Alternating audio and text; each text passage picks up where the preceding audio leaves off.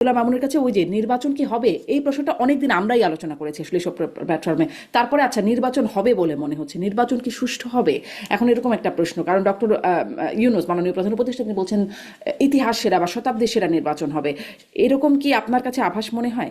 একটু ছোট্ট করে যদি শুনি। আমি আমি মানে মাঝখানে যেটা ছিল শৈবের মতো আমাকে অত জিজ্ঞেস করতো নির্বাচন কি হবে। আমি গত গত 1-2 সপ্তাহে এই প্রশ্নটা কম পাচ্ছি আমার হুম। স্টুডেন্টরা সবার কাছ থেকে, বরং যেটা একটু বেশি পাচ্ছি আপনার দ্বিতীয় প্রশ্নটা। সেটা হচ্ছে যে শান্তিপূর্ণ সুষ্ঠু নির্বাচন হবে কিনা। তো এটা একটা স্বস্তির জায়গা, যেহেতু উনি এক ধরনের ডাটা দিলেন, আমি স্টুডেন্টদের ডেটা আপনাকে দিলাম। হুম। স্বস্তির জায়গা আছে, এখন ওইটা কম বলছে যে নির্বাচন কি হবে। এই আমার ধারণা এখন আমিও বিশ্বাস করি যে নির্বাচন হবে। এটা নানান কারণ আছে, তার মধ্যে মূল কারণ তো অর্থনৈতিক সামাজিক অস্থিরতা, হুম। রাজনৈতিক অস্থিরতা থেকে আমরা বেরোতে চাই, সেটা মূল কারণ।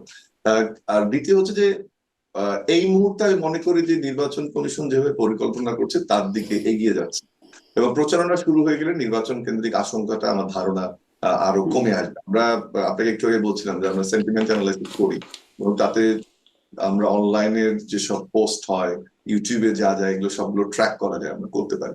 সেখানে কিন্তু এই যে আলোচনাটা আপনি আনলেন, নির্বাচনের যে অনিশ্চয়তার যে আলোচনা, সেটা গ্রাফ আস্তে আস্তে কমছে আসলে। আমি যেটা দিয়ে আপনাকে বলছি। আর যেটা আশঙ্কার জায়গাটা আমরা দেখছি যে সেই ডিসকাশন, যেটা ফেসবুক বলি, টুইটার, ইউটিউব, অন্যান্য যে সোশ্যাল মিডিয়া, সেগুলোতে হয়তোবা বেশি হচ্ছে, কিন্তু নির্বাচন কেন্দ্রিক অনিশ্চয়তার আলোচনাটা কম হচ্ছে। হুম। আমার মানে ধারণা এর আগে এটা ভালো। নির্বাচনের আগে যে হত্যাকাণ্ডের মতো ঘটনাগুলো ঘটেছে, ওসমান হাদির ঘটনার পর থেকে বিশেষ করে, বা তার আগেও দু একটা ঘটেছে, খুব একটা আলোচনায় আসে না। তারপরে কিন্তু বেশ মানে যুবদল নেতা আরো কয়েকজন হত্যাকাণ্ডের শিকার হয়েছেন। মানে না, সেগুলো একটা এটা কেমন। এটা মানে এটা তো কোনো, যেটা আমি আপনাকে একটু আগে বলেছি যে কোনো হ্যাঁ, হ্যাঁ। হত্যাকাণ্ডই কাম্য নয়। আবার আপনি বাংলাদেশের রাজনৈতিক সাংস্কৃতিক ইতিহাস যদি দেখেন, এটা আবারও বলছি আমি, কোনোভাবেই গ্রহণযোগ্য নয় একটা প্রাণ, একজন আহত হওয়া, কিন্তু সে সংখ্যাটা কিন্তু কম শামিলা। আর যে হুম। ঘটনাগুলো ঘটছে প্রেক্ষিতে যে আপনি দেখেন, যেমন জামাত নেতার ঘটনাটা হুম। অনলাইনে একদম আসলো, হুম। পরে আমরা আরেকরকম দেখলাম। আমি সবার ওই পরিবারের প্রতি সমবেদনা রেখেই বলছি, কিন্তু তদন্ত করতে হবে, নিশ্চয়ই অন্যান্য কারণ থাকবে, স্পেসিফিক কারণ থাকবে, কিন্তু আমাদেরও দায়িত্ব কিন্তু একটা আছে যে আমরা মিডিয়াতে যারা কথা বলছি, যে এইসব হত্যাকাণ্ড, এইসব ঘটনাকে যেন নির্বাচনের দোলাচলে এনে নির্বাচনকে অনিশ্চয়তার দিকে একটা প্রশ্নবোধক চিহ্ন তৈরি করে না দেয়, সেদিকে মিডিয়ারও একটা ভূমিকা রাখতে। গণতান্ত্রিক উত্তরণ দরকার, যে মানে আলোচনাটা আমরা না হয় না দিলাম, কিন্তু যারা করছে তারা যদি সে উদ্দেশ্যে করে, তাহলে আরো যদি একটা জিনিস করে। দেখেন, আমি আমি আপনাকে বলি, আমি সম্প্রতি রংপুর থেকে আসলাম আমাদের দেশের বাড়িতে।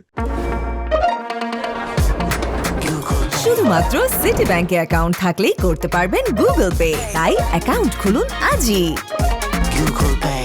ঢাকায় বসে আপনারা যেমন নির্বাচন দেখছেন, এলাকায় কিন্তু আপনার আমেরিকাতে, আমি জানি না আলম ভাই গেছেন কিনা, বাট ওখানে কিন্তু আমি নির্বাচনের একদম মানে পুরো জমজমাট নির্বাচন দেখছি। আমি আয়োজন রংপুরে দেখছেন। গেলাম, আমার দুটো জি, আসনে জি। আমাকে আমি ওই যে ওই প্রশ্নটা আবু আলম শহীদ খানের কাছে রয়ে যাচ্ছে, বাক স্বাধীনতার জায়গাটা, কারণ ও বলছিলাম যে এটা নিয়ে একটু কথা বলবো, কিন্তু আর একটা নির্বাচন নিয়ে যেহেতু হচ্ছে, এটা একটু জিজ্ঞাসা করে ফেলি যে একটা নিরপেক্ষ নির্বাচন হবে, এক শতাব্দীর সেরা নির্বাচন হবে সেরকমটা জানি, কিন্তু মানে আমরা দেখছি যে প্রধান উপদেষ্টা তো শুরুতেই বলেছিলেন না, যখন এনসিপি গঠন হলো তার আগেই তিনি তাদেরকে পরামর্শ দিচ্ছেন, তরুণদের, ছাত্রদের, তিনি তাদের পৃষ্ঠপোষকতা করছেন, তিনি তাদের প্রাধান্য দিচ্ছেন, প্রধান তিনটা দলের মধ্যে করে একদম জাতিসংঘ সফর পর্যন্ত নিয়ে যাচ্ছেন। সেই বিষয়গুলো যেমন ছিল, এখনো দেখলাম যে উচ্চশিক্ষা বিষয়ক একটা সম্মেলন, সেখানে তিনি বলছেন যে তরুণরা নিজেদের গঠন করেছে, আগামী নির্বাচনে নিশ্চিত, তিনি নিশ্চিত যে তাদের অনেকেই জয়ী হবেন, এবং জয়ী হলে কি হবে সেটার বিষয়ে তিনি বলছেন। সেই তরুণদের, লিডারদেরকে এই সম্মেলনে আমন্ত্রণ জানানোর কথাও তিনি বলছেন। একদম ছোট্ট করে কি একটু ডক্টর মামুন আপনি বলবেন যে নিরপেক্ষ অবস্থান কি আপনি দেখছেন এটা? না, না, না, আমি এটা আপনার প্রসঙ্গটা তুলেছেন, এটা খুবই দুঃখজনক। আমি খুব নিউট্রাল ভিউ থেকে বলছি, যে একাডেমিক হিসেবে আপনি তফসিল ঘোষণার পরে এটা এক ধরনের, আমি কন্টেম অফ কোর্ট হয়, বাট এখানে এই শব্দটা বলবো না, কন্টেম অফ ভ্যালুস অথবা নর্মস আর স্ট্যান্ডার্ড, আপনি এটা বলতে পারেন না। এবং আপনি এই পর্যন্ত বলতে পারতেন হয়তো, বা মেনে নিতাম যে দল গঠন করেছে, স্বাগত জানাই এটা, কিন্তু আপনি এটা বলতে পারেন না, কারণ অনেক ধরনের কথা আমরা শুনছি, ডিপ স্টেট শুনছি, গভর্নমেন্টের ভূমিকার কথা শুনছি। তখন যখন আপনি বলবেন যে অনেকে জয়ী হয়ে আসবে, এই অনেকে জয়ী হুম। হওয়ার নিশ্চয়তা আপনি কিভাবে দিচ্ছেন, how do you know hmm. That? Hmm. এবং ওনার মতো একজন, আমি স্যারের প্রতি এবং তিনি রেসপেক্ট নিশ্চিত। করছি, হুম। এবং উনি নিশ্চিত শব্দটা ব্যবহার করেছেন, আপনি এই প্রসঙ্গটা আনলেন। এরপরে আরেকটা টক শোতে যাচ্ছে, আমার কাছে বলে রাখা হয়েছে যে এই প্রসঙ্গে আলোচনা করবে। সো এটা কোনোভাবেই কাম্য নয়, এবং এই জিনিসগুলোই কিন্তু সমস্যা তৈরি করবে। হুম। হুম। কারণ এটার জি। জন্ম এমন একটা আতুর ঘরে, এই হ্যাঁ। সংগঠনটির, সেটা একটা প্রশ্ন রয়ে গেছে, নানান রকম জি। কথা হচ্ছে।